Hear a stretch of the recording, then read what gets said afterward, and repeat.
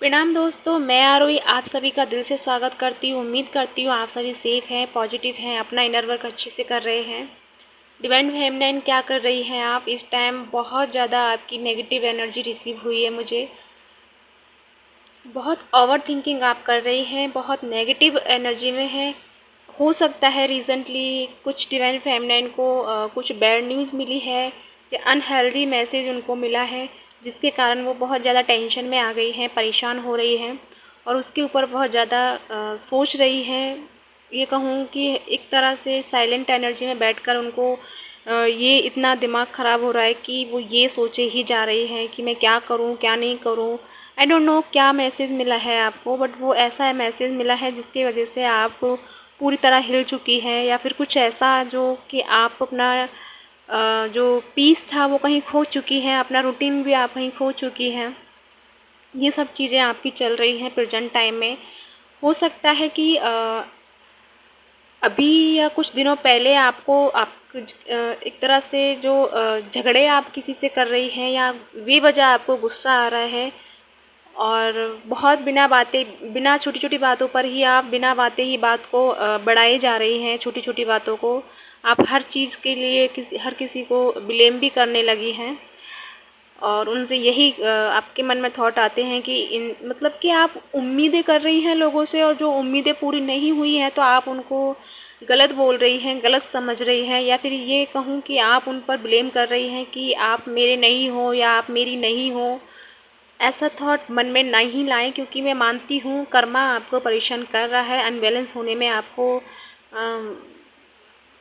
अपनी एनर्जी देता है आपको अनबैलेंस करने के लिए। बट कहीं ना कहीं आपको ये भी जानना चाहिए, क्योंकि अगर आप कर्मा क्लीन कर रहे हो या कर्मा के साथ डील कर रहे हो, तो आपको इतनी सी बात ध्यान में रखनी चाहिए कि जिसके साथ भी आप डील कर रहे हो कर्मा, उसको आप रिपीट में कुछ नहीं बोलें या और उस पर गुस्सा नहीं करें, सिर्फ लेट गो करें। क्योंकि अगर आप उनको भी, जैसे कि सामने वाला आपको कुछ बोल रहा है और आप भी उनको ऐसा ही बोल रही हैं, तो वो चीज़ें एक लेवल पर ही रहेंगी, क्योंकि फिर वो कर्मा घट नहीं रहा, वो बढ़ ही रहा है, वो बराबर है, इक्वल इक्वल है।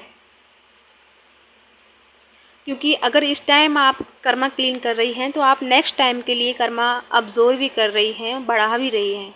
तो गाइस, सबसे पहले मैं यही कहूँगी, अपने आप को बैलेंस में रखें, सोच समझ कर ही बोलें अगर आप बोल भी रहे हो किसी से, कि क्या बोलना है क्या नहीं बोलना है। क्योंकि आप अपने ही शब्दों से बहुत सारी चीज़ें क्रिएट कर सकते हो, अपने सोचने से ही आप बहुत सारी कर्मा भी क्रिएट कर सकते हो।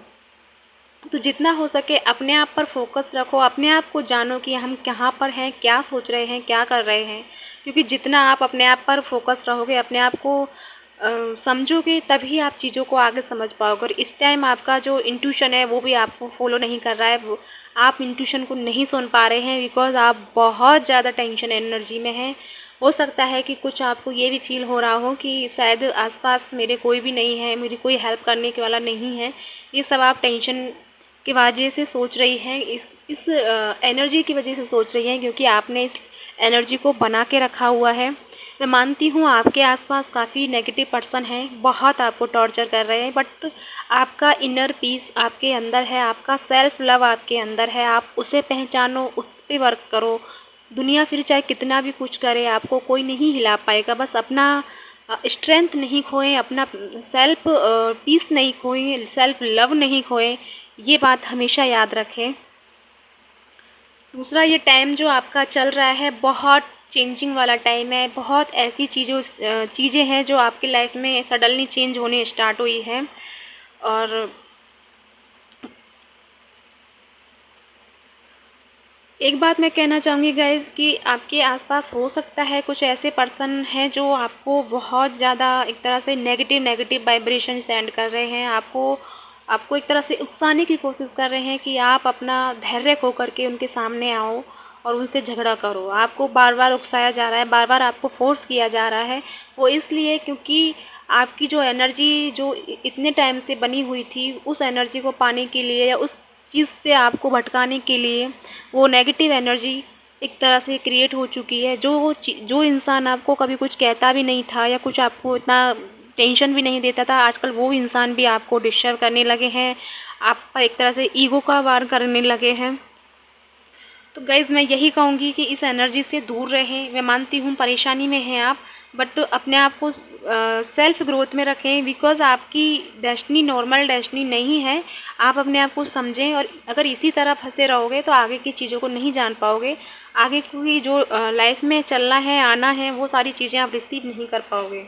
सबसे ज़्यादा मैं यही कहूँगी कि अपने आप को बैलेंस करें। अगर आप ज़रा भी टेंशन वाली एनर्जी में हैं, ओवर थिंकिंग वाली एनर्जी में हैं, तो कुछ देर के लिए अपने आप को अकेला बैठें और अपने साथ कुछ देर के लिए, ज़्यादा टाइम नहीं कर पाओ तो 10 मिनट 5 मिनट के लिए मेडिटेशन करने बैठ जाएं, ताकि आपको अपना इनर पीस मिले।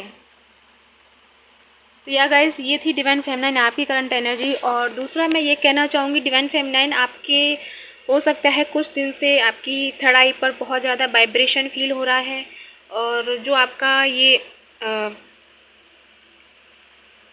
हार्ट चक्रा है, सैक्रल चक्रा है, इन पर आपको वाइब्रेशन फील हो रहा है। आपको एक तरह से थ्रोट चक्रा पर भी आपको एक तरह से ठंडक फील हो रही होगी। मुझे नहीं पता कितने को साथ रेजोनेट होगा, लेकिन जो मैसेज मुझे मिला है मैं वो बताने आई हूँ। इन जगहों पे आपको जो ये थ्रोट चक्रा है, इस पर आपको एक तरह से ठंडक फील होती होगी लास्ट बीच बीच में।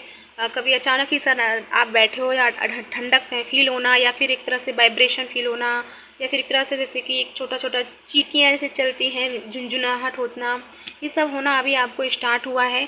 वो इसलिए कि आपकी बॉडी भी आपको सिग्नल दे रही है कि प्लीज़ आप लौटें, इस बाहर दुनिया में इतना नहीं जाएं, इस नेगेटिव एनर्जी में इतना नहीं जाएं, आप प्लीज़ फिर से वापस लौटें। ये आपको आपकी बॉडी सिग्नल दे रही है कि आप फिर से हमारे साथ अलाइन हो, यानी कि मेडिटेशन में आएँ और अपने साथ उन चीज़ों को एक तरह से 7 चक्रा को एक तरह से अलाइन में लेके आएँ।